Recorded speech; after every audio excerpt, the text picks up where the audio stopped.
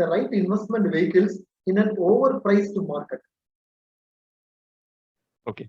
So you talked about two different things actually, investment vehicles and assuming that investment vehicles is something which either is actively managed or something which factors into account changes in the market through some of the passive strategies in the market, which is available through the form of index funds or ETFs. What we have learned typically over the period of time is there is an automatic readjustment which happens. What I mean by that, let me try and clarify that a little bit more. For example, if you see the constituents, say for example a Sensex or a Nifty, how that was, say 15 years back and how it is today, it's completely different. What it tells you, markets inherently tends to change the winners basis the prevailing circumstances.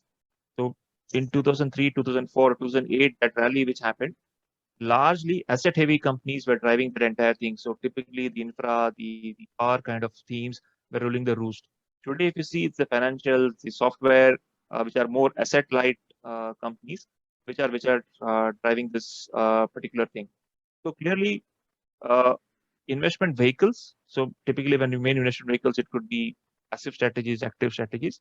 There is a rebalancing which happens. If it's an active strategy, the fund manager's job is to do that and identify newer opportunities. Also look at possibilities within the existing market, which probably today is not as much prevalent.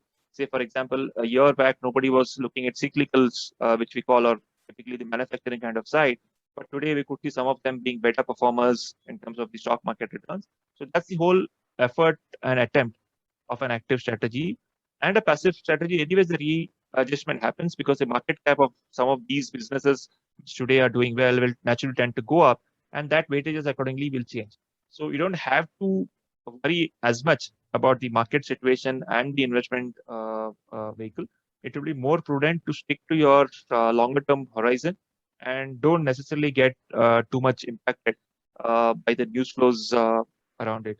So in case you think that we need to do it more smartly, then possibly you should look at more active strategies there, because that's the effort which any investment professional worth their salt would be doing to try and identify opportunities, try and discarding existing opportunities or reducing allocation to existing businesses which have done very well. Because what we know from history is past winners are never the future winners in most kind of times. So given that kind of a thought process, possibly you should look at more of active strategies with some bit of flexibility built in terms of the optionalities which is there to try and move across different market segments. And that is one way to ensure that you could capture possibilities, newer possibilities as part of your whole this thing. So valuations won't always tell you the complete story. For example, 2013, valuations looked very, very cheap, but did the returns happen in that particular year? No, because the market sentiment was swayed by a lot of other things happening, especially in India. We could see a political crisis. Worldwide, we could see tapering happening in the US. There was a bit of currency crisis in Asia, especially India. So all this impacted significantly. 2017, things looked like it was a dawn of new beginning from Indian perspective. So after demon, there was a huge sigh of relief, and everything looked good.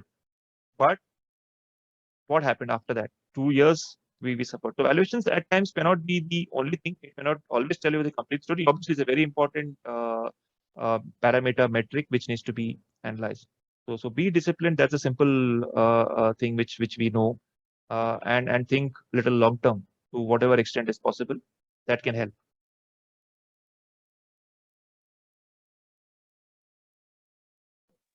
Thank you, Rajesh.